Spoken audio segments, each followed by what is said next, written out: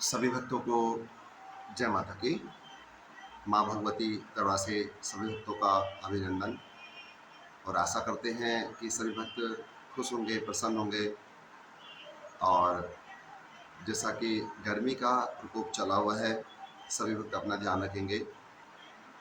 कल शनिवार का दिन, कल महामाई का दरबार अपने नियत समय से लगेगा। तो चलिए भक्तों, आज आपके लिए जानकारी सूचना, जैसा कि सभी भक्तों को विदित होगा कि ग्वेल देवता यानी गोलू देवता, गोलू का अर्थ एक शरारती बच्चा जिसका चेहरा गोल, ये गोलू के शब्द का अर्थ माना जाता है। और मध्य युग से ही इनका नाम प्रचलन में था। गोलू देवता जो कि एक न्याय के देवता माने जाते हैं, गोलू देवता जो कि एक न्याय के देवता माने जाते हैं। और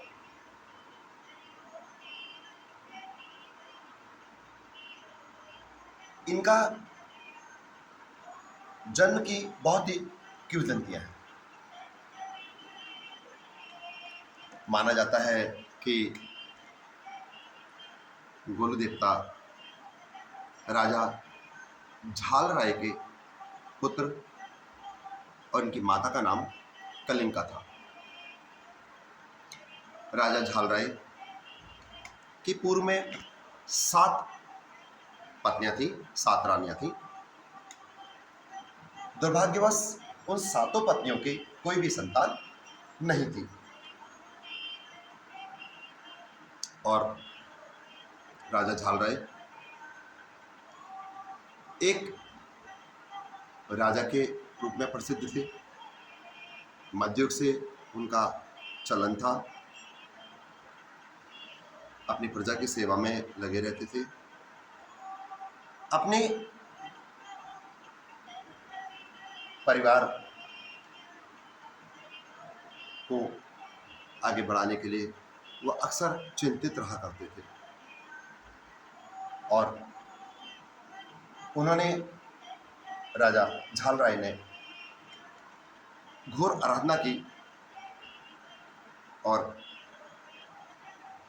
उनको भगवान के द्वारा एक आशीर्वाद प्राप्त हुआ, एक पुत्र प्राप्त करने का आशीर्वाद प्राप्त हुआ। राजा झाल राय ने 7 पत्नियों की संतान न होने के कारण एक विवाह और किया, जो कि रानी कलिंका से हुआ। रानी कलिंका अपने पति यानी राजा झाल राय के साथ सांसारिक धर्म में प्रवृत्त हुई और उनके गर्भ से 9 महीने में बाद एक सुंदर एक बालक का जन्म हुआ।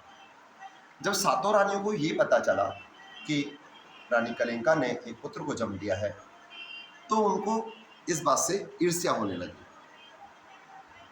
और जैसा कि देखा जाता है कि ईर्ष्या का भाव तो इस समय कलयुग के दौर में भी चला हुआ है, वो तो मध्ययुग की बात थी।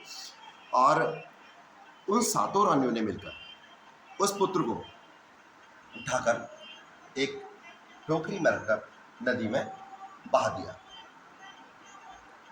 कुछ दूरी पर एक मछुआरा मछलियां पकड़ रहा था और जब उसकी दृष्टि उस टोकरी की पर पड़ी तो उसने उस टोकरी को उठा लिया और उस टोकरी में रखे पुत्र को प्राप्त कर वो बहुत ही खुश हुआ, क्योंकि दुर्भाग्यवश वो भी संतान के लिए की कामना करता था।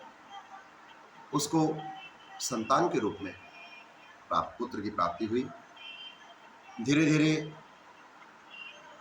गोलू बड़े होने लगे, लड़कपन की शरारतें। एक दिन गोलू ने अपने पिता मछुआरे से घोड़े की मांग की। मछुआरों की आजीविका चलने में ही परेशानी होती थी, तो वो उसे एक ओरिजिनल घोड़ा लाकर नहीं दे सकते थे। इसलिए उन्होंने गोलू को एक काठ का घोड़ा यानी लकड़ी का घोड़ा लाकर दे दिया। तब से गोलू अपने जब भी कहीं जाते अपने काठ के घोड़े को साथ ले जाते। जब गोलू बड़े हुए, वयस्कता की ओर आने लगे और उनको अपनी शक्तियों का आभास हुआ, तो अपने नगर की ओर चलने लगे। नगर के पास पहुंचकर उनको प्यास लगी और वो एक झील के समीप गए। उस झील के समीप उनकी सातों माएँ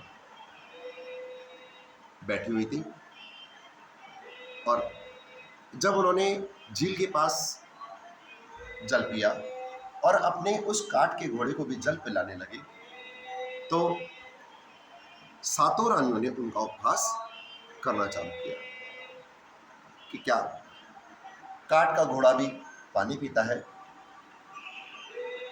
जब गोलू ने यह सुना तो पहले उन्होंने माताओं को प्रणाम किया। उसके बाद उन्होंने बहुत ही विनम्र स्वभाव में जवाब दिया कि जब एक स्त्री के सिलबट्टा पैदा हो सकता है तो काठ का घोड़ा पानी क्यों नहीं पी सकता। इस तरह से सातों रानियों को जब ये पता चला कि इस बालक को ऐसा कैसे पता लगा, तो उन्हें बहुत अफसोस हुआ। राजा अपने नगर की ओर गए, अपने पिता झालराय से मिले। उस समय राजा झालराय कत्यूरी वंश के राजा के रूप में जाने जाते थे और गुल देवता को कत्यूरी वंश का सेनापति बना दिया गया। गुल देवता ने अपने पिता के साथ कत्यूरी वंश के लोगों की बहुत ही मदद की, कमजोर लोगों का साथ दिया, उनके साथ न्याय किया और आगे चलकर गुल देवता एक न्याय के राजा के रूप में जाने जाने लगे और उनकी प्रसिद्धि दूर दूर तक फैलने लगी।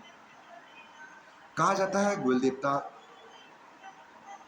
कि घोड़ा खाल में हृदय गति रुकने के और तालाब में गिरने के कारण उनकी मृत्यु हुई।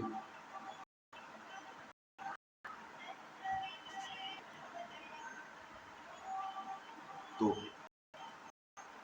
इसलिए गुलदेव को भगवान शिव का अवतार, भगवान विष्णु का अवतार और गोलू नाम होने के कारण गोल देवता को भगवान गणेश का भी दर्जा दिया जाता है। तो एक बार सब मिलकर बोलेंगे, भगवान गोल देवता की जय। जिस प्रकार गोल देवता ने कत्यूरी वंश के लोगों की मदद की, इसी प्रकार गोल देवता अपने भक्तों की कर रहे हैं।